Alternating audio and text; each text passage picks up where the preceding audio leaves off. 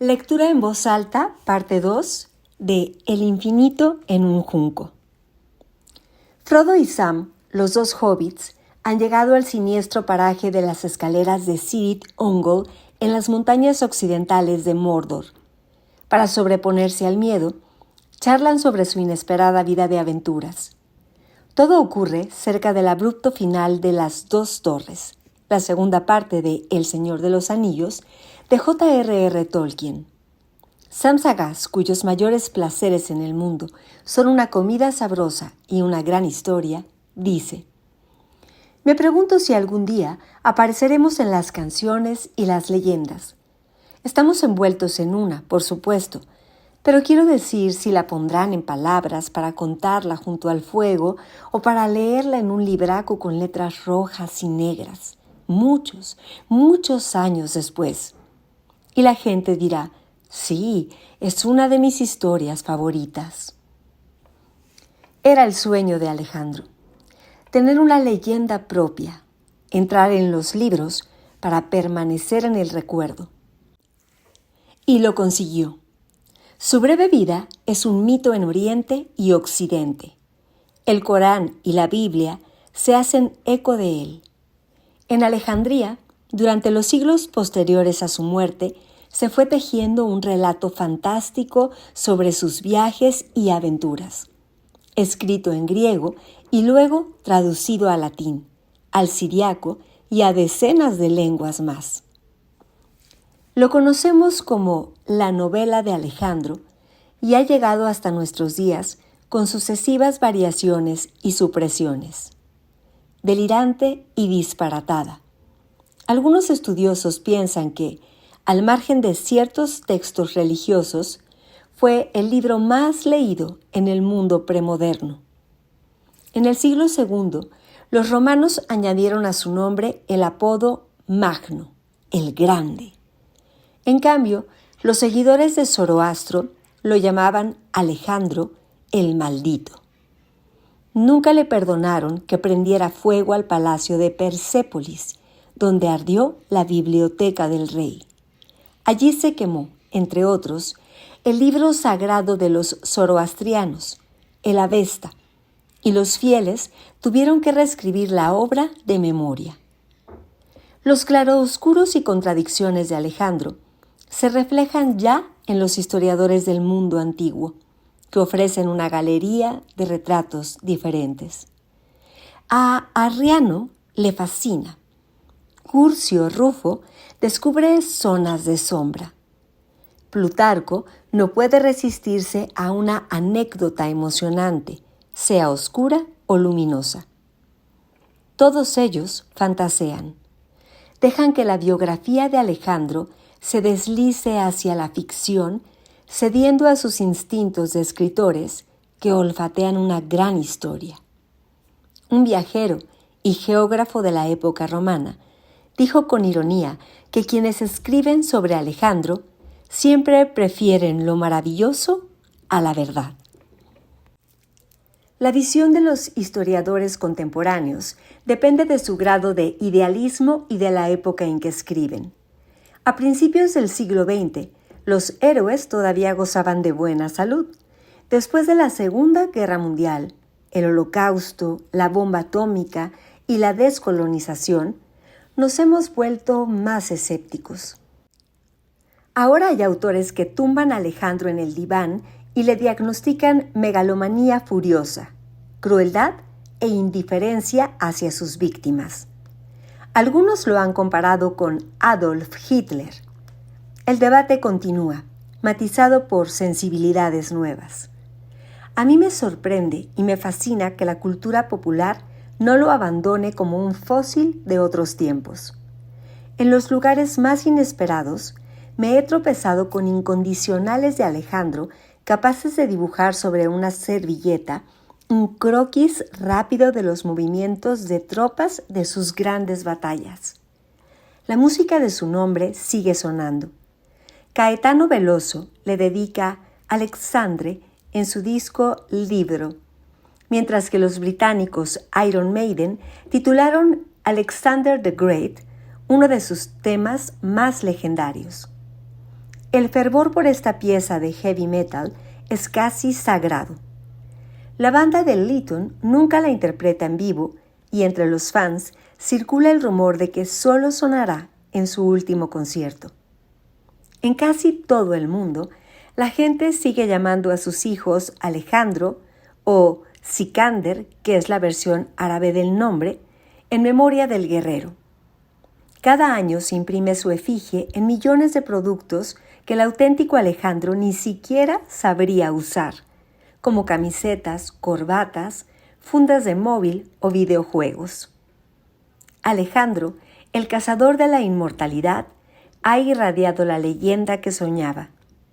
Sin embargo, si me preguntaran, como decía Tolkien, ¿cuál es mi historia favorita para contar junto al fuego?, no elegiría las victorias ni los viajes, sino la extraordinaria aventura de la Biblioteca de Alejandría. El rey ha muerto, apuntó en su tablilla astrológica un escriba babilonio. Por una casualidad, el documento ha llegado casi intacto hasta nosotros. Era el día 10 de junio del año 323 a.C., y no hacía falta leer los renglones de las estrellas para adivinar que empezaban tiempos peligrosos. Alejandro dejaba 2 herederos frágiles, un hermanastro al que todos consideraban medio idiota y un hijo todavía no nacido en el vientre de Roxana, una de sus 3 esposas. El escriba babilonio, instruido en historia y en los mecanismos de la monarquía, quizá reflexionara en aquella tarde cargada de augurios sobre el caos de las sucesiones que desencadenan guerras confusas y crueles. Eso es lo que mucha gente temía entonces, y eso es exactamente lo que sucedió. La cosecha de sangre empezó pronto.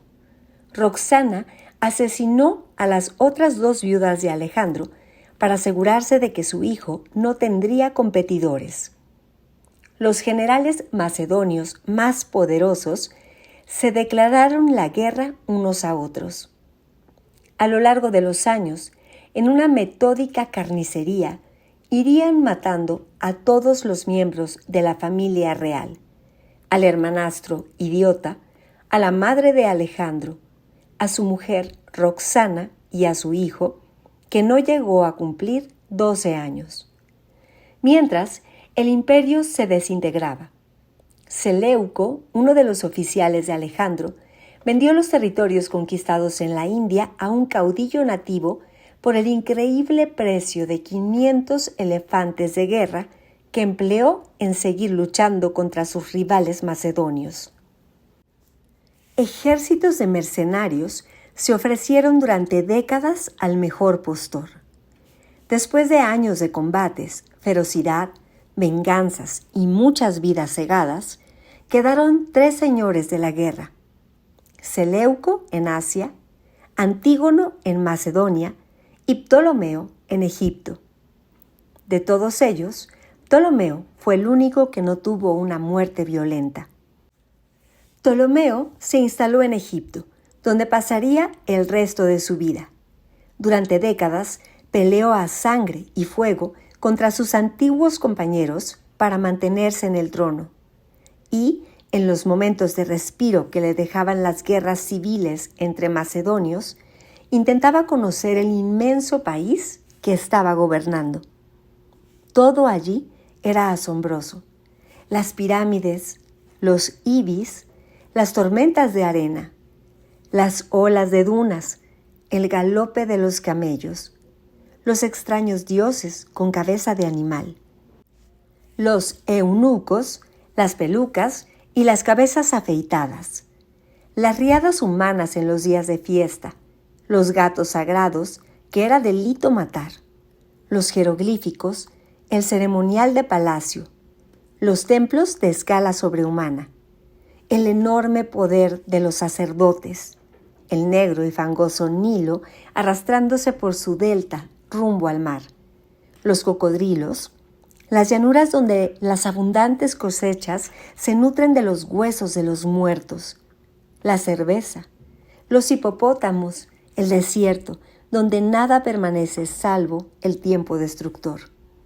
El embalsamiento, las momias, la vida ritualizada, el amor al pasado, el culto a la muerte. Ptolomeo tuvo que sentirse desorientado, confuso, aislado. No entendía la lengua egipcia, era torpe en las ceremonias y sospechaba que los cortesanos se reían de él. No obstante, había aprendido de Alejandro a comportarse con atrevimiento. Si no consigues entender los símbolos, invéntate otros. Si Egipto te desafía con su antigüedad fabulosa, traslada la capital a Alejandría, la única ciudad sin pasado, y conviértela en el centro más importante de todo el Mediterráneo. Si tus súbditos desconfían de las novedades, haz que toda la audacia del pensamiento y la ciencia confluyan en su territorio. Ptolomeo destinó grandes riquezas a levantar el museo y la biblioteca de Alejandría. Equilibrio al filo del abismo, la biblioteca y el museo de Alejandría. Aunque no queda constancia, me atrevo a imaginar que la idea de crear una biblioteca universal nació en la mente de Alejandro. El plan tiene las dimensiones de su ambición, lleva la impronta de su sed de totalidad. La tierra, proclamó Alejandro en uno de los primeros decretos que promulgó, la considero mía. Reunir todos los libros existentes es otra forma simbólica, mental, pacífica, de poseer el mundo. La pasión del coleccionista de libros se parece a la del viajero. Toda biblioteca es un viaje. Todo libro es un pasaporte sin caducidad. Alejandro recorrió las rutas de África y de Asia sin separarse de su ejemplar de la Ilíada, al que acudía, según dicen los historiadores, en busca de consejo y para alimentar su afán de trascendencia. La lectura, como una brújula, le abría los caminos de lo desconocido. En un mundo caótico, adquirir libros es un acto de equilibrio al filo del abismo. A esta conclusión llega Walter Benjamin en su espléndido ensayo titulado Desembalo mi biblioteca. Renovar el viejo mundo. Este es el deseo más profundo del coleccionista cuando se ve impulsado a adquirir nuevas cosas, escribe Benjamín. La Biblioteca de Alejandría era una enciclopedia mágica que congregó el saber y las ficciones de la antigüedad para impedir su dispersión y su pérdida. Pero también fue concebida como un espacio nuevo del cual partirían las rutas hacia el futuro. Las bibliotecas anteriores eran privadas y estaban especializadas en las materias útiles para sus dueños. Incluso las que pertenecían a escuelas o grupos profesionales amplios eran solo un instrumento al servicio de sus necesidades particulares. La antecesora que más se le aproximó, la biblioteca de Asurbanipal en Nínive, al norte del actual Irak, se destinaba al uso del rey. La biblioteca de Alejandría, variada y completísima, abarcaba libros sobre todos los temas escritos en todos los rincones de la geografía conocida. Sus puertas estaban abiertas a todas las personas ávidas de saber, a los estudiosos de cualquier nacionalidad y a todo aquel que tuviera aspiraciones literarias probadas. Fue la primera biblioteca de su especie y la que más cerca estuvo de poseer todos los libros entonces existentes. Además, se aproximó al ideal mestizo del imperio que soñaba Alejandro. El joven rey, que se casó con 3 mujeres extranjeras y tuvo hijos semibárbaros, planeaba, según cuenta el historiador Diodoro, trasplantar población de Europa en Asia y en sentido inverso para construir una comunidad de amistad y vínculos familiares entre los dos continentes. Su súbita muerte le impidió realizar este proyecto de deportaciones, curiosa mezcla de violencia y deseos fraternales. La biblioteca se abrió a la amplitud del mundo exterior. Incluyó las obras más importantes de otras lenguas traducidas al griego. Un tratadista bizantino escribió sobre aquel tiempo. De cada pueblo se reclutaron sabios, los cuales, además de dominar la propia lengua, conocían a la maravilla el griego. A cada grupo le fueron confiados sus textos respectivos y así se preparó de todos una traducción. Allí se realizó la conocida versión griega de la Torá judía, conocida como Biblia de los 70. La traducción de los textos iranios atribuidos a Zoroastro, de más de 2 millones de versos, se recordaba todavía siglos después como una empresa memorable. Un sacerdote egipcio llamado Manetón compuso para la biblioteca una lista de las dinastías faraónicas y sus hazañas desde tiempos míticos hasta la conquista de Alejandro. Para escribir ese compendio de la historia egipcia en lengua griega, buscó, consultó y extractó documentos originales conservados en decenas de templos. Otro sacerdote bilingüe, Beroso, conocedor de la literatura cuneiforme, volcó al griego las tradiciones babilonias. No faltaría en la biblioteca un tratado sobre la India que escribió basándose en fuentes locales, un embajador griego en la corte de Pataliputra, ciudad del noroeste de la India, localizada a orillas del Ganges. Nunca antes se había emprendido una labor de traducción de esa envergadura. En la biblioteca hizo realidad la mejor parte del sueño de Alejandro, su universalidad, su afán de conocimiento, su inusual deseo de fusión. En los anaqueles de Alejandría fueron abolidas las fronteras y allí convivieron, por fin, en calma, las palabras de los griegos, los judíos, los egipcios, los iranios y los indios. Ese territorio mental fue tal vez el único espacio hospitalario para todos ellos. También Borges estaba hechizado por la idea de abrazar la totalidad de los libros. Su relato La Biblioteca de Babel nos adentra en una biblioteca prodigiosa, el laberinto completo de todos los sueños y palabras. Enseguida percibimos, sin embargo, que el lugar es inquietante. Allí experimentamos cómo nuestras fantasías se tiñen de pesadilla, transformadas en oráculo de los miedos contemporáneos. El universo, que otros llaman la biblioteca, dice Borges, es una especie de colmena monstruosa que existe desde siempre. Se compone de interminables galerías hexagonales, idénticas, comunicadas por escaleras en espiral. En cada hexágono encontramos lámparas, anaqueles y libros. A la derecha e izquierda del rellano hay 2 cubículos, uno sirve para dormir de pie y el otro es un urinario. A eso se reducen todas las necesidades: luz, lectura y letrinas. En los pasillos viven extraños funcionarios que el narrador, uno de ellos, define como bibliotecarios imperfectos. Cada uno está a cargo de un determinado número de galerías del infinito circuito geométrico.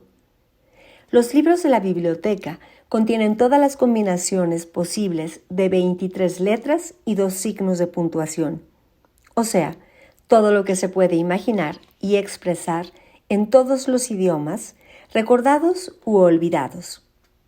Por tanto, nos dice el narrador, en algún lugar de los anaqueles se encuentra la crónica de tu muerte. Y la historia minuciosamente detallada del porvenir. Y las autobiografías de los arcángeles, y el catálogo verdadero de la biblioteca, así como miles y miles de catálogos falsos. los habitantes de la colmena tienen las mismas limitaciones que nosotros. Dominan apenas un par de lenguas y el tiempo de su vida es breve. Por tanto, las posibilidades estadísticas de que alguien localice en la inmensidad de los túneles el libro que busca o simplemente un libro comprensible para él son remotísimas. Y esa es la gran paradoja. Por los hexágonos de la colmena merodean buscadores de libros, místicos, fanáticos destructores, bibliotecarios suicidas, peregrinos, idólatras y locos. Pero nadie lee. Entre la agotadora sobreabundancia de páginas azarosas, se extingue el placer de la lectura. Todas las energías se consumen en la búsqueda y el desciframiento. Podemos entenderlo sencillamente como un relato irónico urdido a partir de mitos bíblicos y bibliófilos que discurren por arquitecturas inspiradas en las prisiones de Piranesi o en las escaleras sin fin de Esquer. Sin embargo, a los lectores de hoy, la Biblioteca de Babel nos fascina como una alegoría profética del mundo virtual, de la desmesura de Internet, de esa gigantesca red de informaciones y textos filtrada por los algoritmos de los buscadores, donde nos extraviamos como fantasmas en un laberinto. En un sorprendente anacronismo, Borges presagia el mundo actual. El relato contiene, es cierto, una intuición contemporánea, la red electrónica. El concepto que ahora denominamos web es una réplica del funcionamiento de las bibliotecas. En los orígenes de Internet latía el sueño de alentar una conversación mundial.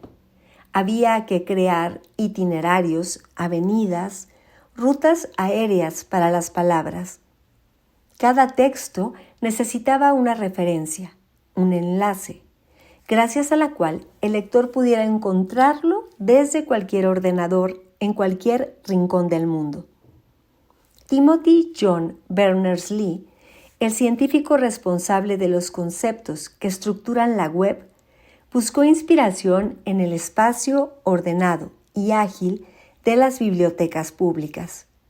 Imitando sus mecanismos, asignó a cada documento virtual una dirección que era única y permitía alcanzarlo desde otro ordenador. Ese localizador universal, llamado en lenguaje de comunicación URL, es el equivalente exacto de la asignatura de una biblioteca. Después, Berners-Lee ideó el protocolo de transferencia de hipertexto, más conocido por la sigla HTTP, que actúa como las fichas de solicitud que rellenamos para pedirle al bibliotecario que busque el libro deseado. Internet es una emanación multiplicada, vasta y etérea de las bibliotecas. Imagino la experiencia de entrar en la biblioteca de Alejandría en términos parecidos a lo que yo sentí cuando navegué por primera vez en Internet. La sorpresa, el vértigo de los espacios inmensos. Me parece contemplar a un viajero que desembarca en el puerto de Alejandría y apresura el paso hacia el reducto de libros.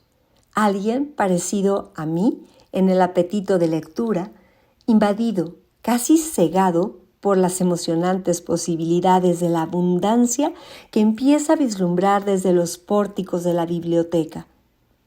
Cada uno en nuestra época pensaríamos lo mismo.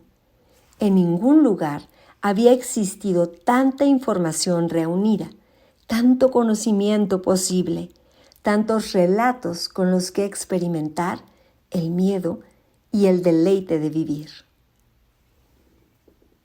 Volvamos atrás. La biblioteca no existe todavía. Las bravatas de Ptolomeo sobre la gran capital griega en Egipto chocaban con una realidad cochambrosa. 2 décadas después de su fundación, Alejandría era una pequeña ciudad en construcción poblada por soldados y marineros, un reducido grupo de burócratas en lucha contra el caos y esa peculiar fauna de negociantes astutos, delincuentes, aventureros y estafadores con labia que buscan una oportunidad en una tierra virgen. Las calles rectas, trazadas por un arquitecto griego, estaban sucias y olían a excrementos. Los esclavos tenían la espalda cosida a latigazos. Se respiraba un ambiente de western, de violencia, energía y depredación. El letal Khamsin, el viento del este que siglos después atormentaría a las tropas de Napoleón y de Rommel, sacudía la ciudad al llegar la primavera. En la distancia, las tormentas del Khamsin parecían manchas sangrientas en el cielo lejano. Después, la oscuridad borraba la luz y la arena empezaba su invasión, levantando sofocantes y cegadores muros de polvo que entraban por las rendijas de las casas, secaban la garganta y la nariz, inyectaban los ojos, provocaban locura, desesperación y crímenes. Tras horas de tromba opresiva, se derrumbaban en el mar, acompañados por un sollozo del aire áspero. Ptolomeo decidió que se instalaría precisamente allí con toda su corte y que atraería a los mejores científicos y escritores de la época hasta aquel páramo en la periferia de la nada. Empezaron las obras frenéticas. Hizo construir un canal para unir el Nilo con el lago Mareotis y el mar. Diseñó un puerto grandioso y ordenó levantar un palacio junto al mar protegido por un dique, una enorme fortaleza donde atrincherarse en caso de asedio, una pequeña ciudad prohibida a la que muy pocos tendrían acceso, el hogar del rey inesperado en su ciudad improbable. Para edificar sus sueños, gastó mucho dinero. Ptolomeo no se había quedado con la tajada más grande, pero sí la más jugosa del imperio de Alejandro. Egipto era sinónimo de riqueza. En las orillas fértiles del Nilo crecían fabulosas cosechas de cereal, la mercancía que permitía dominar los mercados en aquella época como hoy el petróleo. Además, Egipto exportaba el material de escritura más utilizado en la época, el papiro.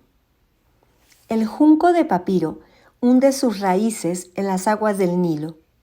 El tallo tiene el grosor del brazo de un hombre y su altura se eleva entre 3 y 6 metros. Con sus fibras flexibles, las gentes humildes fabricaban cuerdas, esteras, sandalias y cestas. Los antiguos relatos lo recuerdan. De papiro embadurnado con brea y asfalto, era el canastillo donde su madre abandonó al pequeño Moisés a orillas del Nilo. En el 3er milenio a.C., los egipcios descubrieron que con aquellos juncos podían fabricar hojas para la escritura, y en el 1er milenio ya habían extendido su hallazgo a los pueblos de Próximo Oriente. Durante siglos, los hebreos, los griegos y luego los romanos escribieron su literatura en rollos de papiro. A medida que las sociedades mediterráneas se alfabetizaban y se volvían más complejas, necesitaban cada vez más papiro, y los precios subían al calor de la demanda. La planta era muy escasa fuera de Egipto y, como el coltán de nuestros teléfonos inteligentes, se convirtió en un bien estratégico. Llegó a existir un poderoso mercado que distribuía el papiro en rutas comerciales a través de África, Asia y Europa. Los reyes de Egipto se apropiaron el monopolio de la manufactura y el comercio de las hojas. Los expertos en lengua egipcia creen que la palabra papiro tiene la misma raíz que faraón. Imaginemos una mañana de trabajo en los talleres faraónicos. Un grupo de operarios del rey llega de madrugada a las riberas del río para segar juncos, y el susurro de sus pasos despierta a los pájaros dormidos que levantan el vuelo desde el cañaveral. Los hombres trabajan en la frescura de la mañana y a mediodía depositan en el taller grandes brazadas de juncos. Con movimientos precisos, los descortezan y cortan el tallo triangular en delgadas tiras de unos 30-40 centímetros de altura. Colocan sobre una tabla plana la primera capa de tiras verticales y después otra capa de fibras horizontales en ángulo recto con la primera. Golpean con un mazo de madera las dos capas superpuestas de forma que la savia segregada actúe como pegamento natural. Alisan la superficie de las hojas desbastándolas con piedra pómez o conchas. Por último, encolan las láminas de papiro una a continuación de la otra por los bordes con una pasta de harina y agua, hasta formar una larga tira que guardan enrollada. Lo habitual es unir unas 20 láminas y pulir con cuidado las junturas hasta conseguir una superficie lisa en la que no tropiece la caña del escriba. Los mercaderes no venden hojas sueltas, sino rollos. Quien necesite escribir una carta o un documento breve, cortará el trozo deseado. Los rollos miden entre 13 y 30 centímetros de alto y su longitud más habitual oscila entre los 3.2 y 3.6 metros. Pero la extensión es tan variable como la cantidad de páginas de nuestros libros. Así, por ejemplo, el rollo más largo de la colección egipcia del Museo Británico, el papiro Harris, medía originalmente 42 metros. El rollo de papiro supuso un fantástico avance. Tras siglos de búsqueda de soportes y de escritura humana sobre piedra, barro, madera o metal, el lenguaje encontró finalmente su hogar en la materia viva.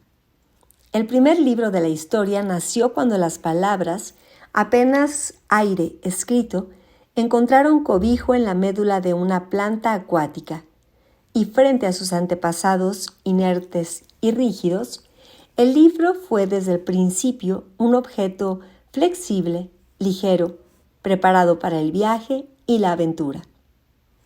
Rollos de papiro que albergan en su interior largos textos manuscritos trazados con cálamo y tinta.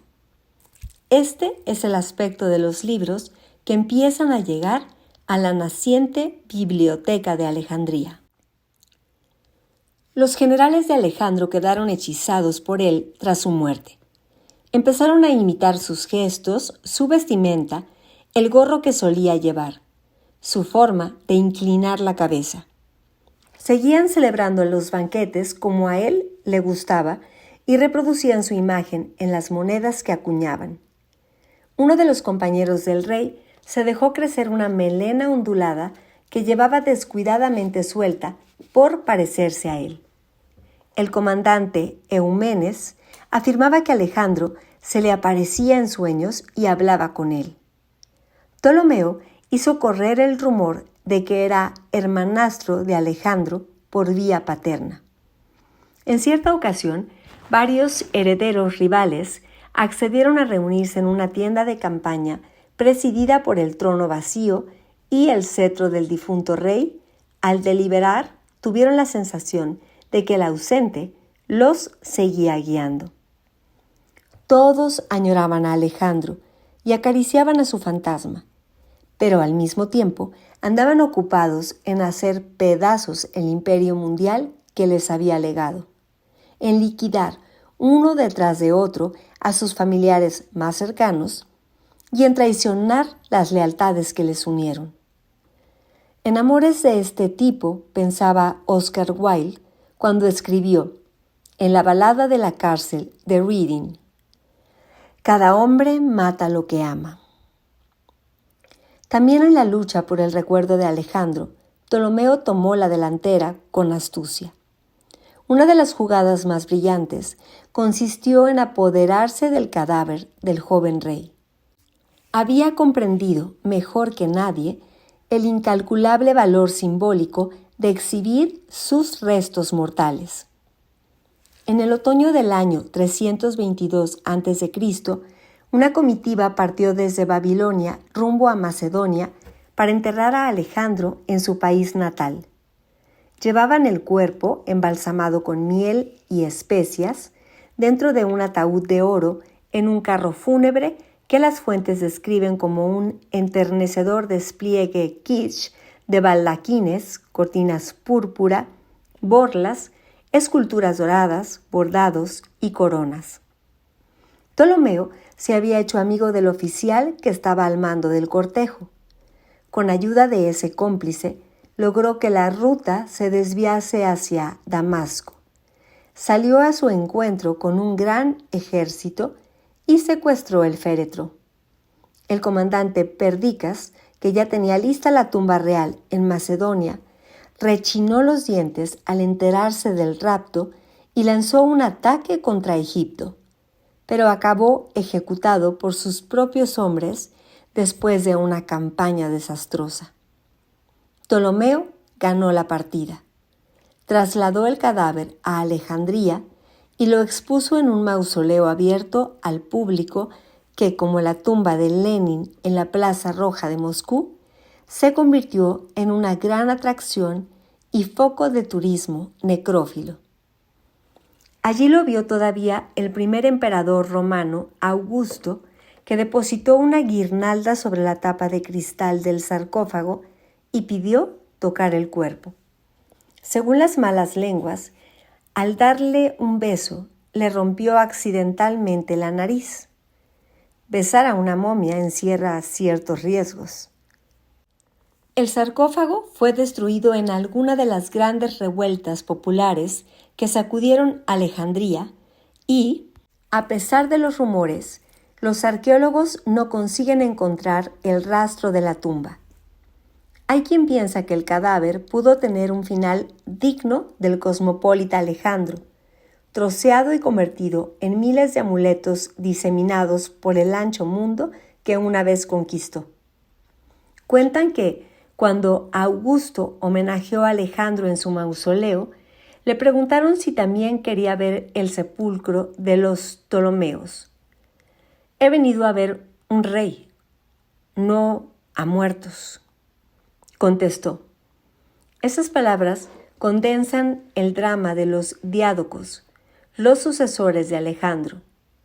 Todo el mundo los consideraba una banda de mediocres suplentes, un gris apéndice de la leyenda. Les faltaba la legitimidad del carisma y solo al entroncar con un muerto podían infundir auténtico respeto. Por eso se disfrazaban de Alejandro de todas las maneras posibles, deseando que los confundieran con él, como esos concienzudos imitadores de Elvis de nuestros días. Dentro de este juego de parecidos y analogías, el rey Ptolomeo quiso a Aristóteles para maestro de sus hijos, como lo fue de Alejandro. Pero el filósofo había muerto en el año 322 a.C., solo unos meses después de su famoso alumno. Un tanto decepcionado por tener que rebajar el listón, Ptolomeo envió a sus mensajeros a la escuela de Aristóteles en Atenas, el Liceo, para ofrecer trabajo en Alejandría, generosamente pagado, a los más sabios y brillantes del momento. 2 de ellos aceptaron la oferta. Uno educaría a los príncipes y el otro organizaría la gran biblioteca. El nuevo encargado de la adquisición y el orden de los libros se llamaba Demetrio de Falero. Él inventó el oficio, hasta entonces inexistente, de bibliotecario. Sus años jóvenes le habían preparado para las tareas intelectuales y para el mando. Fue estudiante del Liceo y luego durante una década entró en el torbellino de la política. En Atenas había conocido la primera biblioteca organizada aplicando un sistema racional, la colección del mismísimo Aristóteles, apodado el Lector. Aristóteles en más de 200 tratados, buscó la estructura del mundo y la parceló. Física, biología, astronomía, lógica, ética, estética, retórica, política, metafísica. Allí, entre los anaqueles de su maestro y el sosiego de sus clasificaciones, Demetrio debió de comprender que poseer libros es un ejercicio de equilibrio sobre la cuerda floja, un esfuerzo por unir los pedazos dispersos del universo hasta formar un conjunto dotado de sentido, una arquitectura armoniosa frente al caos, una escultura de arena, la guarida donde protegemos todo aquello que tememos olvidar, la memoria del mundo, un dique contra el tsunami del tiempo.